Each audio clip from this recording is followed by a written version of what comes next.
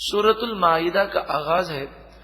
سورہ مائدہ قرآن پاک کی ترتیب کے اعتبار سے اس کا 5 نمبر ہے اور نزول کے اعتبار سے اس کا نمبر 112 ہے۔ اس سے آپ اندازہ کر سکتے ہیں کہ قرآن پاک میں 114 صورتیں ہیں، تو سورہ مائدہ کا نزول قرآن کے آخری دور میں ہوا ہے۔ اس میں 120 آیتیں ہیں اور 16 رکوع ہیں۔ مائدہ دسترخوان کو کہتے ہیں، چمڑے کا وہ دسترخوان جسے زمین پر بچھا کر کھانا کھایا جائے اسے مائدہ کہتے ہیں۔ اس میں اس دسترخوان کا ذکر ہے جو عیسیٰ علیہ السلام پر آسمان سے نازل ہوا، اس مناسبت سے اسے سورہ مائدہ کہتے ہیں۔ بسم اللہ الرحمن الرحیم، اللہ کے نام سے شروع جو بہت زیادہ مہربان نہایت رحم کرنے والا۔ یا ایھا الذین آمنوا، اے ایمان والو، اوفوا بالعقود، اپنے وعدوں کو پورا کرو۔ احلت لکم بہیمۃ الانعام، تمہارے لیے بے زبان مویشی چوپائے حلال کیے گئے۔ الا ما یتلی علیکم، مگر وہ جانور حرام ہے جن کا ذکر تمہیں کر دیا گیا، جو تم پر تلاوت کیا گیا، یعنی جن جانوروں کو اللہ نے حرام کیا، اس کے رسول نے حرام کیا، اس کے علاوہ تمام جانور حلال ہیں۔ غیر محل الصید وانتم حرم، ہاں یہ بات یاد رکھو کہ جب تم احرام کی حالت میں ہو تو شکار کرنا تمہیں جائز نہیں۔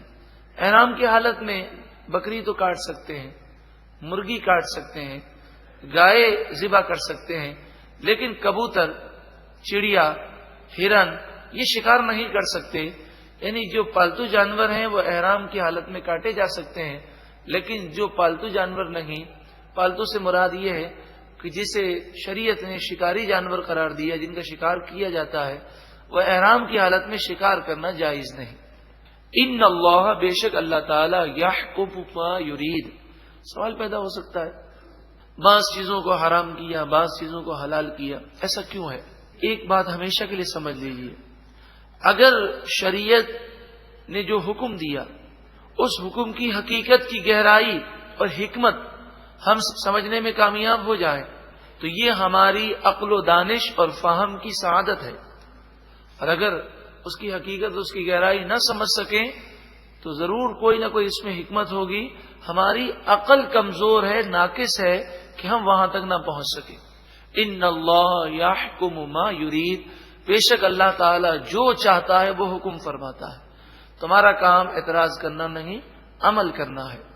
یا ایھا الذین آمنوا، اے ایمان والو، لا تحلوا شعائر اللہ، اللہ کے شعائر کی بے حرمتی نہ کرو۔ شعائر سے مراد مسجدیں بھی ہیں، مزارات بھی ہیں، اس کے علاوہ قرآن پاک بھی ہے، اس کے علاوہ وہ تمام چیزیں ہیں کہ جس کو اللہ والوں سے نسبت ہو، جیسے صفا مروہ، ان الصفا والمروہ من شعائر اللہ، صفا مروہ کی پہاڑیاں اللہ کی شعائر میں سے ہیں کہ انہیں دیکھ کر بی بی ہاجرہ یاد آتی ہیں، اور بی بی ہاجرہ جب یاد آتی ہیں تو جو انہوں نے اللہ کی رضا کے لیے قربانیاں دیں وہ یاد آ جاتی ہیں۔ اسی طرح مقام ابراہیم علیہ السلام کے نقش ہیں، لیکن وہ اللہ کے شعائر میں سے ہیں۔ تو کسی کی بے حرمتی نہ کرو، تعظیم توقیر کرو۔ وَلَا الشَّهْرَ الْحَرَامِ، حرمت والے مہینوں کی تعظیم توقیر کرو۔ وَلَا الْهَدْيَ، قربانی کی تعظیم توقیر کرو، ان کی بے حرمتی نہ کرو۔ اس سے وہ لوگ عبرت حاصل کریں جو اپنے قربانی کے جانور انہوں نے بقرعید میں اپنی اولاد کے ہاتھ میں دے دیے، وہ مار رہے ہیں، بھگا رہے ہیں، ریسنگ لگوا رہے ہیں، جانور کو اس سے اذیت ہوتی ہے۔ اگر ایسا کیا ہے تو توبہ کیجیے۔ وَلَلْقَلَائِدَ، اور ان جانوروں کی تعظیم کرو جن کے گلوں میں قربانی کے لیے ہار ڈالے گئے۔ قلائد اسے کہتے ہیں جس کے گلے میں ایسی علامت ڈالی گئی جس سے پتہ چلے یہ قربانی کا جانور ہے۔ زمانہ جاہلیت میں ایسا ہوتا کہ جب لوگ حج کے لیے روانہ ہوتے تو اپنے ساتھ قربانی کے جانور بھی لے جاتے اور ان کے گلوں میں ایسی علامات ڈال دیتے جس سے پتہ چلے کہ یہ قربانی کا جانور ہے۔ تو ان کی تعظیم کرو، انہیں تکلیف نہ پہنچاؤ۔ ولا آمین البیت الحرام، اور جو بیت اللہ شریف، بیت الحرام، مسجد حرام، حرم شریف میں پناہ لینے والا ہو اس کی تعظیم کرو اور اسے تکلیف نہ پہنچاؤ. یبتغون فضلا من ربہم، جو بیت اللہ شریف کے پاس آتے ہیں جن کے عقائد درست ہے، وہ تو صرف اس لیے آتے ہیں کہ اپنے رب کا فضل حاصل کریں، وَرِضْوَانًا، اور اپنے رب کی رضامندی حاصل کریں. تو ایسے لوگوں کو تنگ نہ کرو. وَإِذَا حَلَلْتُمْ فَاصْطَادُوا، اور جب تم احرام سے باہر آ جاؤ تو شکار کر سکتے ہو، پھر شکار کرنا جائز ہے. وَلَا يَجْرِمَنَّكُمْ شَنَآنُ قَوْمٍ أَن صَدُّوكُمْ عَنِ الْمَسْجِدِ الْحَرَامِ أَن تَعْتَدُوا، جس قوم نے تمہیں مسجد حرام سے روکا اس کی دشمنی تمہیں اس بات پر نہ ابھارے کہ تم ظلم کرو، زیادتی کرو. مسلمانوں کو عمرہ نہ کرنے دیا گیا، تو اب مسلمانوں کو یہ سمجھایا جا رہا ہے کہ مکہ تو فتح ہو گیا، لیکن ایسے لوگوں کے لیے تم ایسا نہ کرنا کہ ان پر کوئی ظلم کرو اور ان سے بدلہ لو، کیونکہ وہ تو اب ایمان لا چکے ہیں. فتح مکہ کے بعد تھوڑے ہی عرصے میں اہل مکہ حضور اقدس صلی اللہ علیہ وسلم پر ایمان لے آئے. وَتَعَاوَنُوا عَلَى الْبِرِّ وَالتَّقْوَى، نیکی اور تقوی پر ایک دوسرے کے ساتھ تعاون کرو. وَلَا تَعَاوَنُوا عَلَى الْإِثْمِ وَالْعُدْوَانِ، گناہ اور زیادتی میں ایک دوسرے کا تعاون نہ کرو. کتنا پیارا درس ہے. ہم کئی گناہ اس وجہ سے کرتے ہیں کہ ذرا دوست کی مروت میں آ گیا، پھر فلاں رشتہ دار کے یہاں شادی تھی تو ہم سارا انتظام کر رہے تھے دوستی کی وجہ سے، رشتہ داری کی وجہ سے. اب انہوں نے میوزیکل پروگرام رکھا تو ہم کہاں جاتے، تو ہم نے وہ انتظام بھی کیا. قرآن مجید فرقان حمید کیا فرماتا ہے کہ گناہ میں ایک دوسرے کا تعاون نہ کرو، کیونکہ سب سے بڑی محبت جو ہے وہ ہمیں اللہ اور اس کے رسول سے ہے. تو اللہ اور اس کے رسول کی نافرمانی کرنے میں ہم کسی کا ساتھ نہیں دیں گے. واتقوا اللہ، اور اللہ سے ڈرو. ان اللہ شدید العقاب، بے شک اللہ تعالی شدید عذاب دینے والا ہے. حرمت علیکم المیتہ، تم پر مردار حرام کیا گیا. والدم، اور خون حرام کیا گیا. مردار سے مراد وہ جانور ہے جو شرعی ذبح کے بغیر مر گیا. اس کی کئی صورتیں ہیں، مثلا جان بوجھ کر اس پر اللہ کا نام نہ لیا گیا، یا اس کی جو 3 رگیں کم از کم کٹنی چاہیے کہ کم از کم 3 رگیں کٹ جائیں، یا کم از کم 4 رگوں کا اکثر حصہ کٹ جائے. وہ نہ کٹا، 2 رگیں کٹی اور وہ مر گیا تو مردار ہو جائے گا. جان بوجھ کر بسم اللہ نہ پڑھنے، اللہ کا نام نہ لینے کی یہ صورت بھی ہے کہ منہ میں پان ہے اور پان منہ میں ہونے کی وجہ سے اللہ کا نام لینے کے لیے زبان ہلی نہیں. یاد تو ہے، دل میں نام لے لیا تب بھی جانور حرام ہو جائے گا. اسی طرح چھری پر 2 آدمیوں نے ہاتھ رکھا اور ایک نے اللہ کا نام لیا، دوسرے نے یہ سوچا ہی مجھے یاد تو ہے اللہ کا نام لینا چاہیے، لیکن اس نے لے لیا مجھے ضرورت نہیں، تب بھی جانور مردار ہو جائے گا. اسی طرح سیٹھ صاحب نے، حاجی صاحب نے سوچا کہ بھئی مجھے قربانی کرنی چاہیے، فضیلت میں حاصل کروں. انہوں نے پڑھا بسم اللہ یا اللہ اکبر اور چھری چلائی، لیکن چھری نہ چلا سکے. ابھی ایک رگ بھی نہیں کٹی اور کسائی نے ان کے ہاتھ سے چھری لے لی کہ وہ کانپ رہے ہیں، اور کسائی نے جانور ذبح کر دیا. اور کسائی نے تو اللہ اکبر یعنی اللہ کا نام لینا، بسم اللہ پڑھنا وہ بھولا نہیں، اسے یاد ہے، لیکن اس نے یہ گمان کیا کہ حاجی صاحب نے پڑھ لیا، مجھے پڑھنے کی کیا ضرورت ہے. تو اس صورت میں جانور مردار ہو جائے گا. تو اس لیے آپ ہمیشہ احتیاط کریں، جب بھی قربانی ہو تو جانور کو ذبح کرنے سے پہلے تمام جتنے لوگ پکڑے ہوئے ہوں سب سے کہیں دیکھیں جب میں ذبح کرنے لگوں تو سب کو بسم اللہ یا اللہ اکبر زور سے پڑھنا ہے. اس کا فائدہ یہ ہوگا کہ اگر جانور بھاگنے لگا اور کسی نے بھی چھری لے کر اس کو ذبح کر دیا تو پھر ایسا نہیں ہوگا کہ اس نے جان بوجھ کر اللہ کا نام نہ لیا. اور ذبح کی جہاں تک بات آئی تو بقرعید میں یہ منظر دیکھ کر بڑا دل افسردہ ہوتا ہے کہ مسلمانوں کو نہ جانے کیا ہو گیا ہے، احتیاط نہیں کرتے. کسائیوں کو یہ دیکھا گیا کہ وہ جانور ذبح کرتے ہیں، ذبح کرنے کے بعد جب وہ ایک دفعہ گلا کاٹ دیتے ہیں، پھر آپ نے دیکھا ہوگا کہ کسائی دو کام کرتے ہیں. بعض کسائی فوراً کرتے ہیں اور بعض 1 منٹ کے بعد کرتے ہیں. وہ کیا کرتے ہیں کہ وہ تھوڑا سا گلے کی طرف کھال کو تھوڑا سا چیر کر وہ چھری اندر ڈالتے ہیں اور پھر آپ دیکھتے ہیں جانور فوراً ٹھنڈا ہو جاتا ہے. یہ حرام ہے، سخت گناہ ہے، کیونکہ 4 رگیں کاٹنے کے بعد چھری کا استعمال جب تک جان نہ نکل جائے یہ حرام ہے. آپ نے دیکھا ہوگا کسائیوں کو وہ پیٹ پر زور زور سے دباتے ہیں، اس کی جان نکل رہی ہے اور وہ دباتے ہیں، یہ بھی حرام ہے. تو ہم نے نہیں روکا تو ہم گناہگار ہوئے، ہمیں اس کی بھی توبہ کرنی پڑے گی. تو وہ کیا کرتے ہیں کہ وہ چھری گلے کی طرف سے تھوڑا سا چیر کر وہ چھری اندر ڈال کر دل کے قریب اس چھری کو مارتے ہیں. تو دل کے ارد گرد ایک جھلی ہوتی ہے، وہ جھلی جب کٹ جاتی ہے تو دل حرکت کرنا بند کر دیتا ہے. اس طرح جانور فوراً ٹھنڈا ہو جاتا ہے.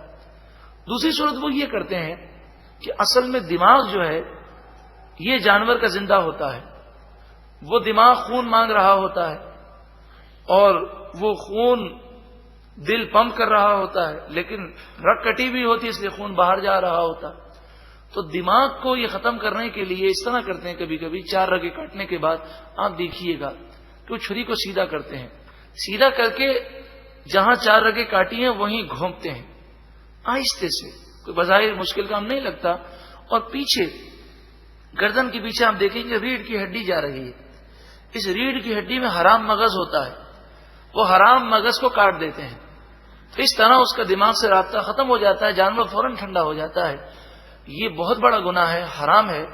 حرام ہونا اپنی جگہ ہے. ایک سائنسی تحقیق میں نے اخبار میں پڑھی، انہوں نے کہا تھا کہ اس سے بے شمار بیماریاں گوشت میں پیدا ہو جاتی ہیں، کیونکہ خون سارا نکل نہیں پاتا. جانور کا دل بند ہو گیا، دماغ نے کام کرنا چھوڑ دیا تو وہ خون کی پمپنگ جو ہے وہ رک جاتی ہے.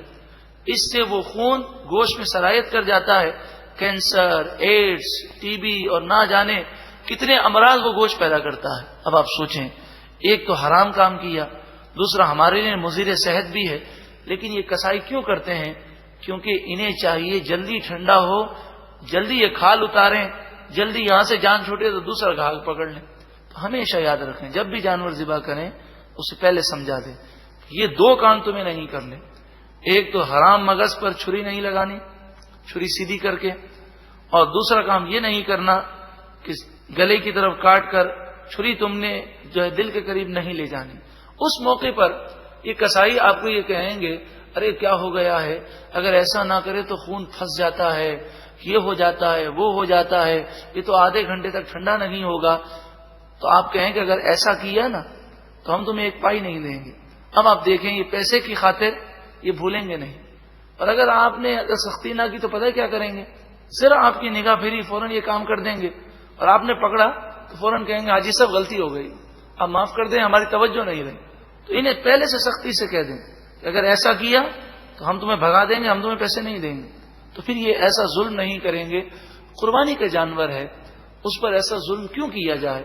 اور ہم اپنے گھر میں موجود ہو کر ظلم کو نہ روکیں تو ہم کتنے بڑے ظالم ہیں کہ اس کی جان نکل لگی ہے اور اس قدر بڑا ظلم کیا جائے کہ اس سے اس کو تکلیف بھی بہت زیادہ ہوتی ہے. اللہ تعالی مسلمانوں کو عقل سلیم عطا فرمائے. اور اگر ہم سے آج تک ایسا ہو گیا تو ہم اللہ کی بارگاہ میں توبہ بھی کریں. اللہ تعالی ہماری قربانیوں کو محفوظ فرمائے، قبول و منظور فرمائے اور غلطیوں کو تائیوں سے ہمیں محفوظ فرمائے. حرمت علیکم المیتہ، حرام کیا گیا تم پر مردار، والدم اور خون، ولحم الخنزیر اور خنزیر کا گوشت، سور کا گوشت، وما اوہل لغیر اللہ بہ اور وہ جانور حرام کیا گیا کہ ذبح کے وقت غیر اللہ کا نام لیا گیا، والمنخنقۃ اور وہ جانور حرام کیا گیا جو گلا گھونٹنے سے مر گیا، والموقوذۃ اور وہ جانور جو بے دھار کی چیز سے مر گیا، والمتردیہ وہ جانور حرام کیا گیا جو گر کر مر گیا، والنطیح اور وہ جانور حرام کیا گیا جسے دوسرے جانور نے سینگ مارا جس سے وہ مر گیا، وما اکل السبع اور وہ جانور حرام ہے جسے درندے نے کاٹا، الا ما ذکیتم مگر ان جانوروں کو تم شرعی طور پر ذبح کر لو تو وہ حلال ہے۔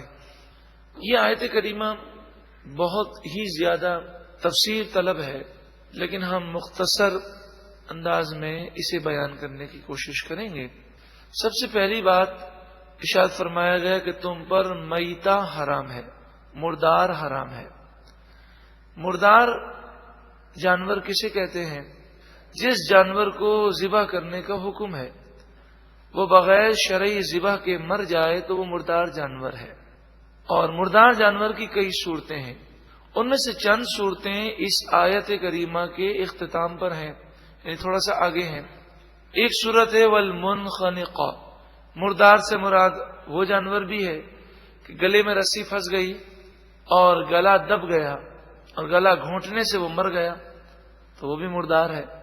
والموقوذہ اور وہ بھی مردار ہے کہ جسے ذبح تو کیا گیا لیکن کسی دھار والی چیز سے ذبح نہیں کیا گیا بلکہ پتھر مار کر اسے ہلاک کر دیا گیا، تو پتھر مارا گیا، اس سے خون نکلا، لیکن اس صورت میں وہ جانور حلال نہیں ہوگا۔ ایک اور صورت مردار جانور کی فرمائی گئی والمتردیہ، کہ جو اوپر سے گر کر مر گیا ہو وہ بھی مردار جانور ہے۔ والنطیح وہ جانور مردار ہے کہ کسی جانور کو دوسرے جانور نے سینگ مارا جس سے وہ زخمی ہو گیا اور پھر اس زخم سے ہلاک ہو گیا تو وہ مردار ہے۔ وما اکل السبع اور وہ جانور بھی مردار ہے کہ جسے درندے نے کاٹا ہو، جس سے زخم ہو گیا ہو اور وہ جانور مر جائے تو یہ سارے جانور مردار ہیں۔ لیکن فرمائے الا ما ذکیتم، وہ جانور حلال ہیں ان میں سے جنہیں تم ذبح کر لو۔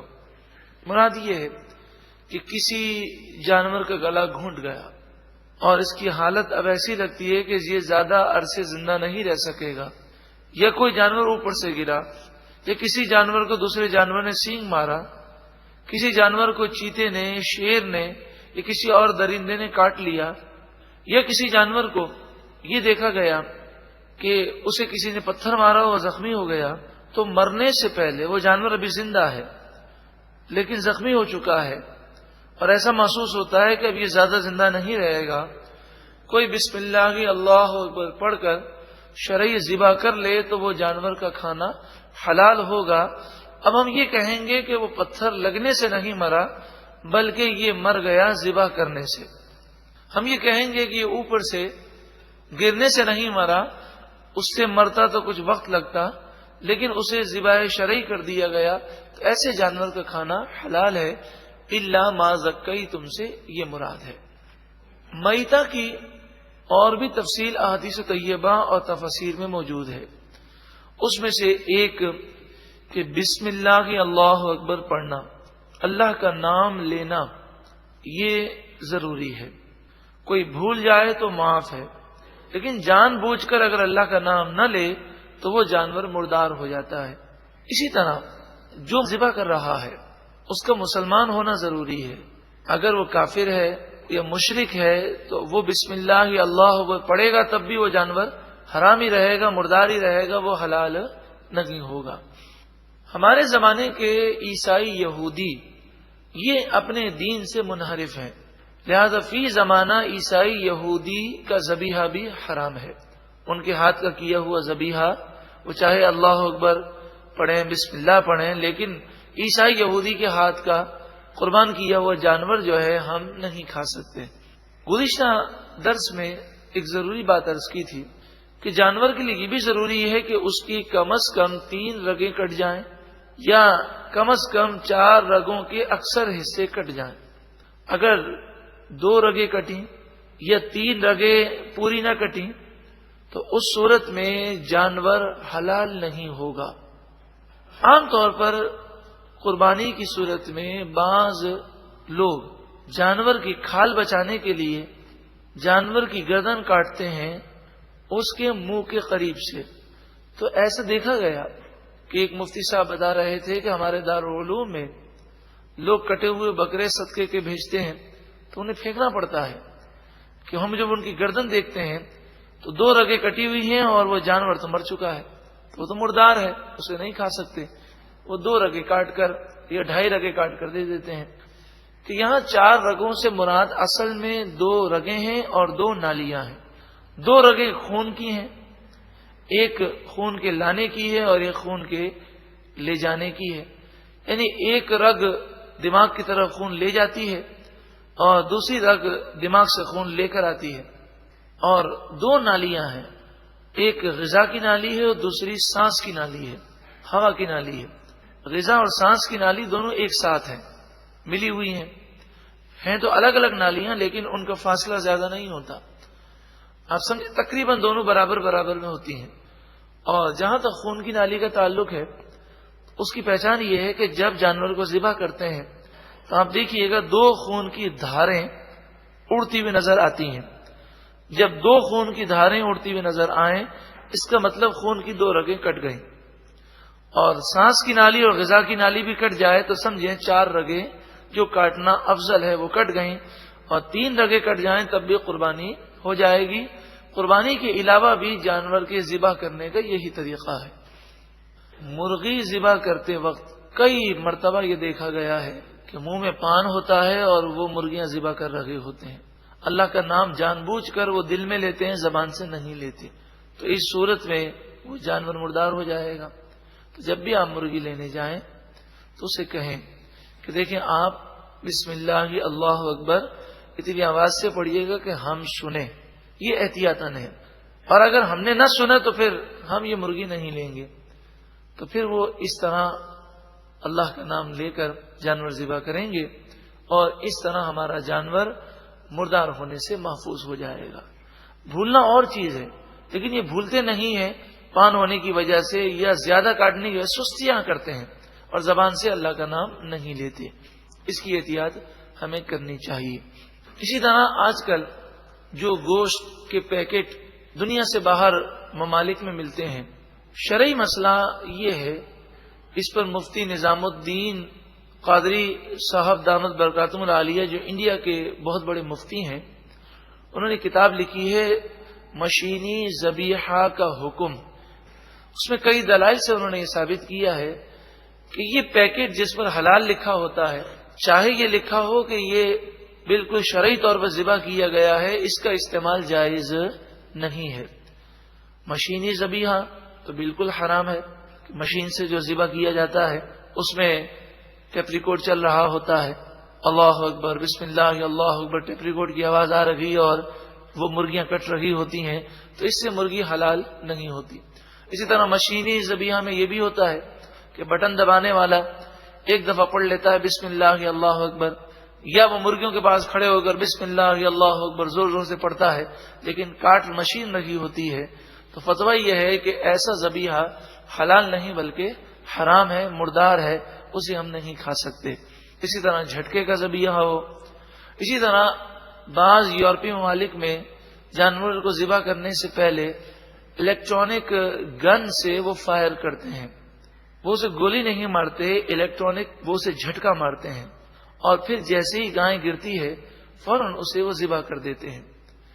اب یہاں 2 صورتیں ہیں، ایک صورت یہ ہے کہ وہ گائے بے ہوش ہو جاتی ہے، اگر اسے ذبح نہ کریں تو تھوڑی دیر کے بعد ہوش میں آ کر وہ کھڑی ہو جاتی ہے، اور دوسرا اس کا طریقہ کار یہ ہوتا ہے کہ اس کا جھٹکا اتنا تیز ہوتا ہے کہ اگر ذبح میں تاخیر ہو جائے تو وہ گائے اسی وقت مر جاتی ہے، تو ایسے ذبیحہ کا کھانا بھی جائز نہیں۔ اب اگر یورپ میں یا مختلف ممالک میں ایسے مذبح خانے ہیں کہ جہاں پر مسلمان یہ کہتے ہیں جی مسلمان اسے ذبح کرتے ہیں اور وہ پیکٹ ہم تک پہنچتا ہے، پھر بھی شرعی طور پہ مسئلہ یہ ہے کہ جانور کے ذبح ہونے سے لے کر مسلمان کے ہاتھ میں گوشت آنے تک کسی بھی لمحے میں یہ گوشت کسی غیر مسلم کے ہاتھ میں نہ گیا ہو، تو یہ پیکٹس جو ہوتے ہیں ان میں کوئی گارنٹی نہیں کہ غیر مسلم کے ہاتھ میں نہیں گیا. تو غیر مسلم کے ہاتھ میں اگر گوشت چلا جائے، کسی بھی لمحے مسلمانوں کی نگاہوں سے یہ گوشت اوجھل ہو جائے، تو شرعی طور پہ اس گوشت کا کھانا حرام ہے، ہم اسے نہیں کھا سکتے. تو عافیت اسی میں ہے کہ ہم باہر ممالک میں جائیں تو گوشت کھانے کے بجائے سبزیوں پر گزارا کریں. ہاں اگر اپنے ہاتھ سے اپنے سامنے شرعی طور پر ذبح کروائیں اور پھر اسے کھائیں تو وہ اور چیز ہے. اللہ کی رضا کے لیے احتیاط کریں گے تو انشاءاللہ خوب خوب برکتیں ملیں گی. والدم اور خون، خون سے مراد بہتا خون ہے. بہتا خون یہ حرام ہے، رگوں کا خون یہ حرام ہے اور ناپاک بھی ہے. بقرعید میں آپ نے دیکھا ہوگا کہ اگر گوشت کی کوئی بوٹا لیں اور اسے ہم اچھی طرح دھو لیں، اب کوئی اس میں رگ میں خون باقی نہیں ہے، لیکن جب اس کا قیمہ بناتے ہیں تو گوشت کے اندر سے خون نکلتا ہے، یہ پاک ہے، اس میں کوئی حرج نہیں. تو گوشت کو اچھی طرح دھو لیا، اب اس میں کوئی بڑی رگیں جو نظر آتی ہیں وہ موجود نہیں ہے، اور پھر ان کی بوٹیوں کا قیمہ بنایا جائے تو گوشت کے اندر سے جو خون جیسا مواد نکلتا ہے وہ پاک ہوتا ہے، وہ ناپاک نہیں. یہاں مراد رگوں کا خون ہے یا بہتا خون ہے، وہ حرام ہے، وہ ناپاک بھی ہے. ولحم الخنزیر، خنزیر کا گوشت بھی حرام ہے، ناپاک ہے، اور خنزیر کا ہر جز ناپاک ہے. اس کا بال، اس کی کھال، اس کے دانت اور اس کی چربی، ہر چیز ناپاک ہے. تو خنزیر کی کھال یہ چمڑا بننے کے باوجود بھی ناپاک رہتی ہے، تو ایسے جوتے پہننا درست ہرگز نہیں ہے. خنزیر ناپاک تو ہے، لیکن خنزیر یا سور کا نام لینے سے وضو نہیں ٹوٹتا، زبان بھی ناپاک نہیں ہوتی. اگر ایسا ہوتا تو خنزیر کا نام قرآن پاک میں نہ ہوتا. وما اوہل لغیر اللہ بہ، اور وہ جانور حرام ہے کہ ذبح کے وقت غیر اللہ کا نام لیا گیا. جیسے مشرکین مکہ کرتے کہ جانور ذبح کرتے تو بسم اللہ کی جگہ کہتے بسم اللہ والعزى والمنات. لات، عزا اور منات ان کے بت تھے، تو بتوں کے نام پر جانور کو ذبح کرتے. تو ایسا جانور حرام ہے، وہ مردار ہے.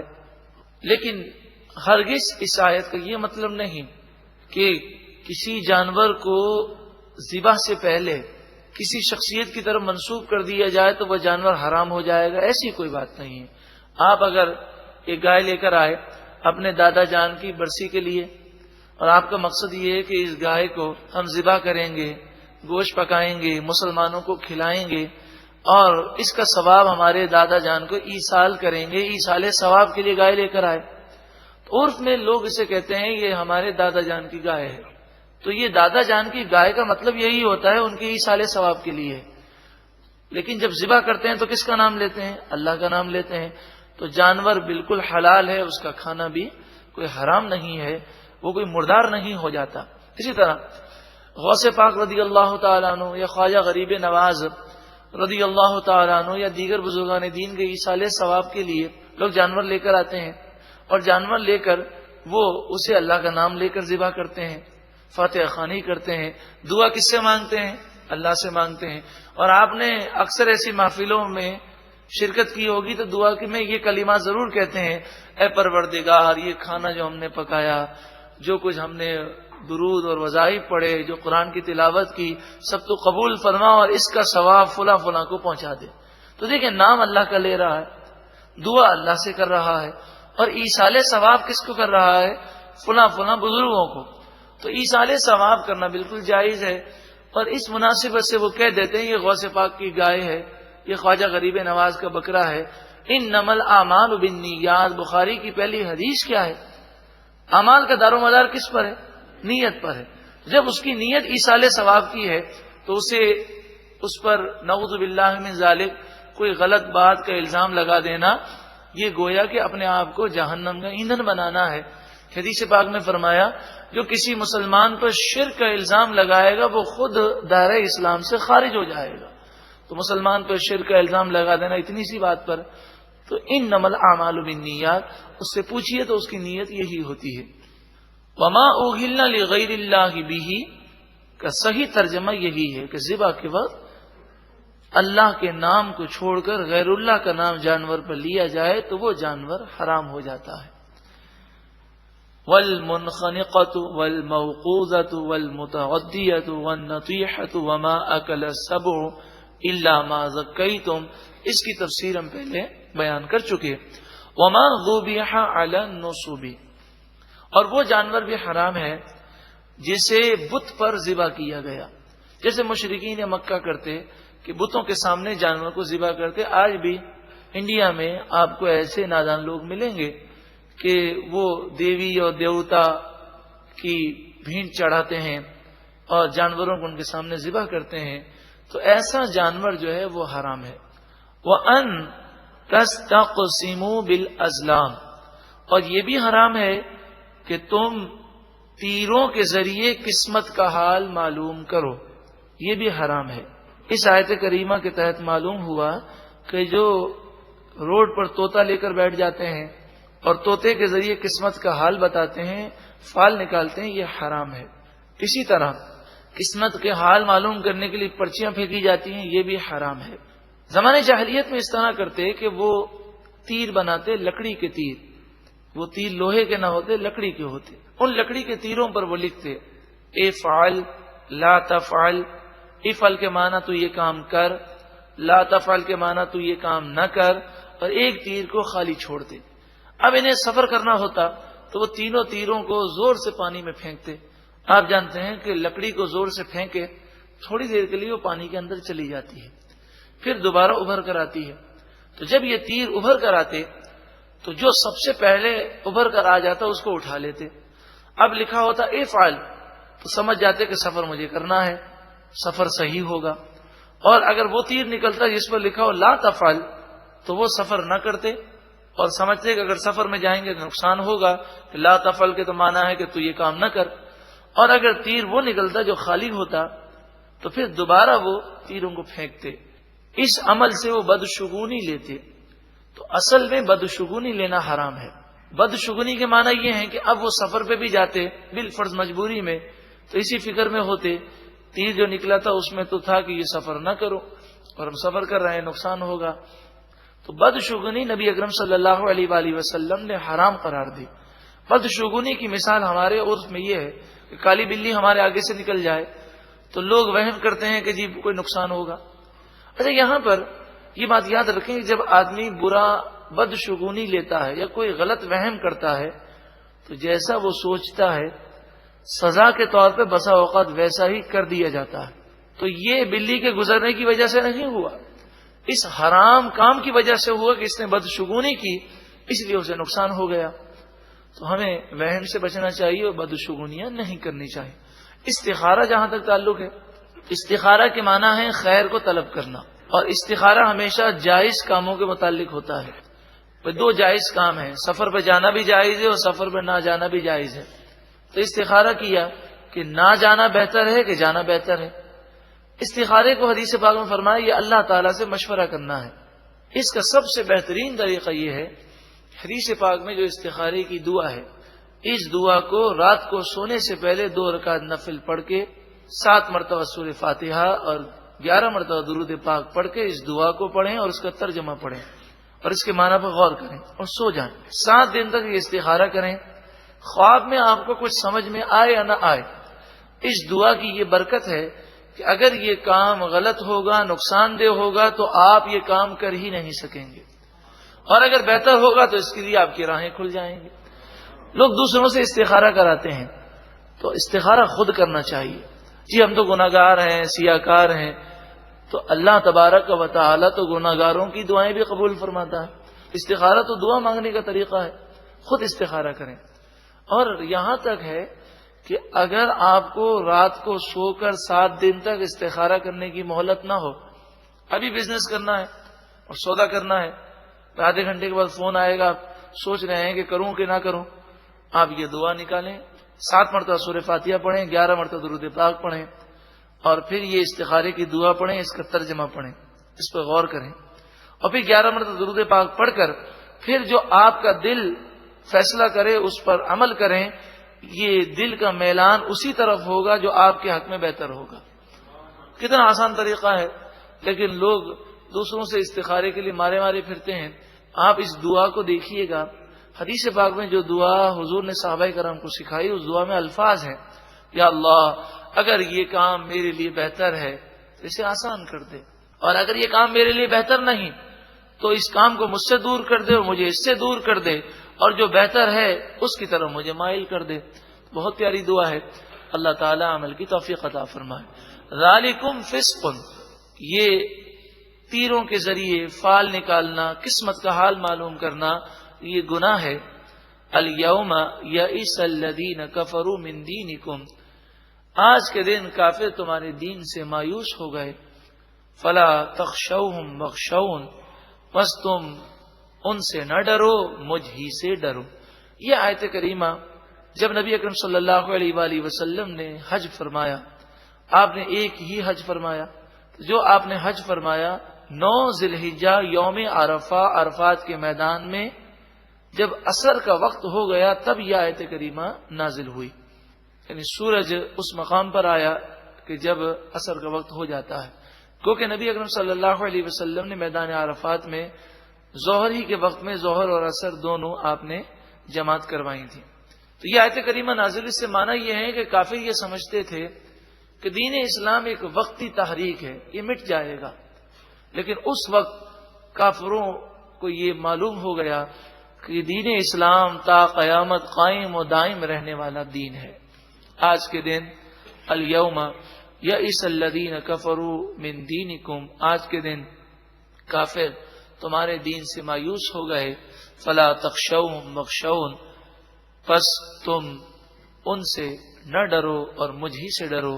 الیوم اکملت لکم دینکم، آج کے دن میں نے تمہارے لیے تمہارا دین مکمل کر دیا. واتممت علیکم نعمتی، اور آج کے دن میں نے تم پر اپنی نعمت پوری کر دی. وردیت لکم الاسلام دینا، اور آج کے دن میں تم سے راضی ہوا اسلام دین ہونے کے اعتبار سے. یعنی اسلام کو تمہارے لیے دین پسند فرمایا، دین مکمل ہوا. اس سے مراد دین کے اصول ہیں. یعنی قرآن مجید فرقان حمید میں رہتی دنیا تک آنے والے تمام نئے مسائل کا جواب اصولوں کی صورت میں موجود ہے. ہم قرآن و حدیث کی روشنی میں ہر نئے مسئلے کا جواب تلاش کر سکتے ہیں. یہی علماء نے کام کیا اور مجتہدین نے اس پر کام کیا. جب یہ آیت کریمہ نازل ہوئی، امام بخاری اور مسلم اپنی بخاری شریف اور مسلم شریف میں لکھتے ہیں کہ حضرت عمر رضی اللہ تعالی عنہ کے پاس ایک یہودی آیا، اور امام ترمذی لکھتے ہیں حضرت عبداللہ بن عباس کے پاس بھی ایک یہودی آیا، اور یہودیوں نے ان دونوں شخصیتوں سے یہ کہا کہ یہ جو قرآن کی آیت تمہارے پاس ہے، اگر یہ آیت ہم پر نازل ہوتی تو ہم اس دن کو عید کا دن مناتے. اتنی پیاری آیت کہ دین کی تکمیل کی آیت کریمہ ہے، تو ہم اسے عید مناتے، اس کی یادگار مناتے.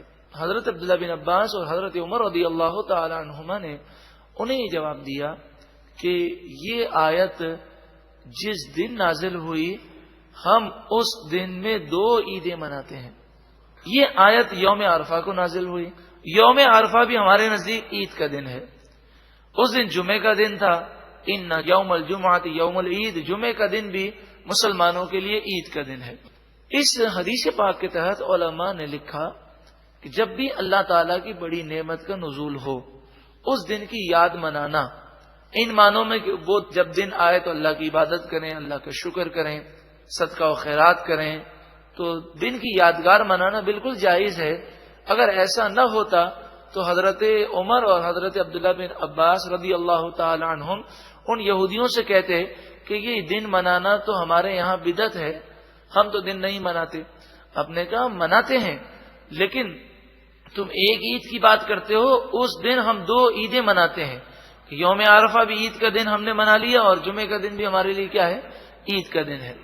فمن اضطر فی مخمصۃ غیر متجانف لإثم، پھر جو کوئی بھوک و پیاس میں مجبور ہو جائے، غیر متجانف لإثم، گناہ کی طرف سرکشی کرنے والا نہ ہو، بھوکا مر رہا ہے، حرام گوشت کے علاوہ اور کوئی چیز کھانے کو نہیں ہے، پیاسا مر رہا ہے، شراب کے علاوہ اور کوئی چیز پینے کو نہیں ہے، تو جان بچانے کے لیے اتنے لقمے کھا سکتا ہے جس سے صرف جان بچ جائے، اس سے زیادہ کھانے کی اجازت نہیں۔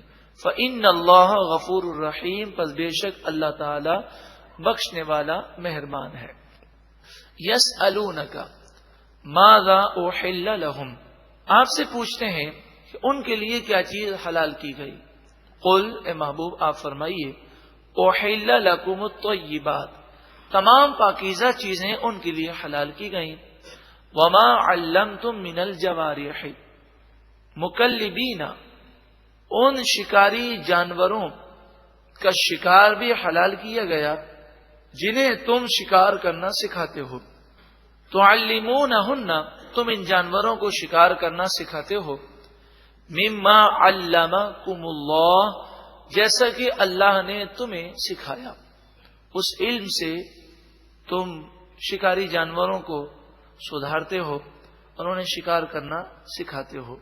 شرعی مسئلہ سماعت کر لیجئے کہ شکاری جانور مثلا کتا ہے، چیتا ہے، باز ہے، ان کے ذریعے شکار کروایا جاتا ہے۔ اس کا شرعی مسئلہ یہ ہے کہ شکاری جانور مسلمان کا ہونا ضروری ہے، کہ مسلمان کا یہ جانور ہو، اس کا مالک مسلمان ہو۔ دوسری شرط یہ ہے کہ جب اسے چھوڑیں گے تو بسم اللہ اللہ اکبر پڑھ کے چھوڑیں گے۔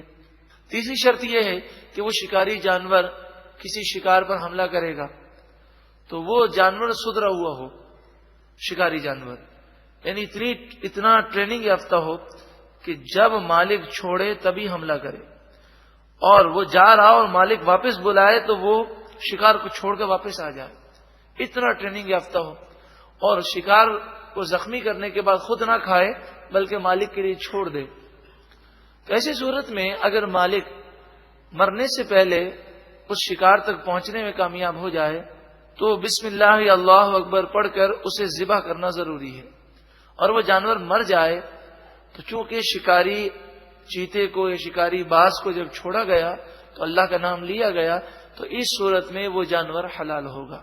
اسی طرح کا مسئلہ تیر کا ہے کہ تیر کے ذریعے جو شکار کیا جاتا ہے تو بسم اللہ اللہ اکبر پڑھ کے تیر کو چھوڑا جائے گا، اور تیر اس جانور پر لگا، زخمی حالت میں جانور ہاتھ میں آ جائے تو بسم اللہ اللہ اکبر پڑھ کے اسے ذبح کیا جائے گا، اور تیر انداز کے پہنچنے سے پہلے شکار اگر مر گیا تو وہ چونکہ تیر چھوڑا تھا اللہ کا نام لے کر تو وہ جانور حلال ہے۔ گولی کے بارے میں علماء مختلفی ہیں، صحیح تحقیق یہ ہے کہ گولی سے شکار حلال نہیں ہوتا۔ تیر یا اس طرح کی چیزیں جو نوکیلی چیزیں ہیں، جو چیرنے والی چیزیں ہیں، ان سے شکار حلال ہو جاتا ہے۔ گولی سے شکار اسی صورت میں حلال ہوگا کہ اسے زندہ پکڑ لے زخمی حالت میں اور اللہ کا نام لے کر ذبح کر لے، ورنہ ہمارے نزدیک تحقیق یہ ہے کہ گولی کا شکار یہ جائز نہیں ہے، اگر اسے ذبح کرنے میں ناکام رہا تو وہ مردار ہو جائے گا۔ فَكُلُوا، بس تم کھاؤ، مِمَّا أَمْسَكْنَا عَلَيْكُمْ، اس جانور سے جو جانور شکاری جانوروں نے شکار کر کے چھوڑ دیا، وَاذْكُرُوا اسْمَ اللَّهِ عَلَيْهِ، اور زندہ پاؤ تو اس پر بھی اللہ کا نام لو، وَاتَّقُوا اللَّهَ، اللہ سے ڈرو، إِنَّ اللَّهَ سَرِيعُ الْحِسَابِ، بے شک اللہ تعالی جلد حساب لینے والا ہے۔ اليوم، آج کے دن، احل لکم الطیبات، تمہارے لیے پاکیزہ چیزیں حلال کی گئیں، وطعام الذین اوتوا الکتاب حل لکم، اور اہل کتاب کا ذبیحہ بھی تمہارے لیے حلال کیا گیا۔ اہل کتاب سے مراد یہودی عیسائی ہیں، ان کا ذبیحہ قرآن نے حلال قرار دیا، لیکن اب اہل کتاب وہ پہلے جیسے نہ رہے، لہذا اب کسی بھی یہودی اور عیسائی کا ذبیحہ ہمارے نزدیک حلال نہیں ہے کہ ان کی اکثریت اپنے اصل دین سے منحرف ہے۔ وَطَعَامُكُمْ حِلٌّ لَهُمْ، اور تمہارا ذبیحہ ان کے لیے حلال ہے۔ والمحصنات من المؤمنات، مومن نیک عورتیں، والمحصنات من الذین اوتوا الکتاب، اور اہل کتاب کی پارسا عورتیں تمہارے لیے حلال کی گئیں، یعنی تم ان سے نکاح کر سکتے ہو. من قبلکم، وہ اہل کتاب جنہیں کتاب تم سے پہلے دی گئی، یعنی یہودی اور عیسائی عورت سے مسلمان مرد نکاح کرے تو قرآن نے اسے جائز قرار دیا، لیکن عیسائی مرد یا یہودی مرد مسلمان عورت سے نکاح کرے تو وہ جائز نہیں. اب جہاں تک تعلق ہے یہودی یا عیسائی عورت سے نکاح کرنا، وہ مسلمان ہو جائے کلمہ پڑھ کر تو اس میں تو کوئی اختلاف ہی نہیں ہے. بات یہ ہے کہ وہ یہودی ہی ہو عیسائی ہی ہو، اس سے نکاح کر لیا جائے. تو میں نے ابھی عرض کیا کہ اب نہ یہودی پہلے جیسے رہے نہ عیسائی پہلے جیسے رہے، یہ اپنے دین کے ہی منکر ہیں، لہذا فی زمانہ یہودی اور عیسائی عورتوں سے نکاح جائز نہیں. اور اس کی ایک اور علت بھی ہے، یہودی اور عیسائی عورتوں سے نکاح جب جائز تھا تو صحابہ کرام کے اجماع سے یہ بات ثابت ہے کہ اس کی علت اور اس کی وجہ یہ تھی کہ اسلام کو غلبہ ہو. اس میں یہ شرائط تھے، ایسے علاقے میں جائز ہے یا اسلام کو غلبہ ہو، مرد اس عورت کو مسلمان کر سکے نکاح کرنے کے بعد. لیکن اب تو یہ ہو رہا ہے کہ اگر کوئی یہودی عیسائی عورت سے نکاح کرتا ہے تو بسا اوقات وہ مرد بھی یہودی عیسائی بن جاتا ہے، اور اگر اس کا ایمان بچ جاتا ہے تو اس کی اولاد اپنے ماں کے دین پر ہوتی ہے. اسی لیے حضرت عمر رضی اللہ تعالیٰ عنہ نے اپنے دور میں یہودی عیسائی عورتوں سے نکاح کرنے سے منع کر دیا اور فرمایا کیا تم یہ پسند کرتے ہو کہ تمہارے بچے یہودی یا عیسائی عورت کی گود میں پلیں؟ کیا تم یہ پسند کرتے ہو؟ تو آپ نے اس سے منع کیا. فی زمانہ یہ ہرگز جائز نہیں. اذا آتیتموہن، عورتیں اس وقت حلال ہیں جب تم انہیں ادا کر دو اجورہن، ان کا مہر. مراد یہ ہے کہ مہر جو مقرر کیا ہے وہ ادا کرنا لازمی ہے. محسنین، نکاح کی قید میں لاتے ہوئے، غیر مسافحین، نہ کہ زنا کرتے ہوئے، ولا متخذی اخدان، اور نہ ہی خفیہ دوست بناتے ہوئے.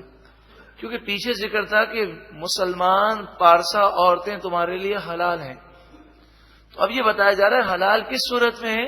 محسنین، نکاح کی قید میں لا کر حلال ہے. زنا کرتے ہوئے حلال نہیں ہے، یہ خفیہ دوست بناتے ہوئے حلال نہیں ہے. تو اعلانیہ زنا بھی حرام ہے، پوشیدہ زنا بھی حرام ہے، کسی نامحرم عورت سے تنہائی میں ملاقات کرنا بھی حرام ہے، اس سے بغیر شرعی اجازت کے گفتگو کرنا، ہنس ہنس کے باتیں کرنا، نامحرم عورت سے دوستی کرنا، یہ سب حرام اور جہنم میں لے جانے والے کام ہیں. وَمَن يَكْفُرْ بِالْإِيمَانِ، اور جو کوئی ایمان کے ساتھ انکار کرے یعنی ایمان کو چھوڑ دے، فَقَدْ حَبِطَ عَمَلُهُ، پس اس کے تمام اعمال برباد ہو گئے. وَهُوَ فِي الْآخِرَةِ مِنَ الْخَاسِرِينَ، اور وہ آخرت میں نقصان اٹھانے والا ہوگا.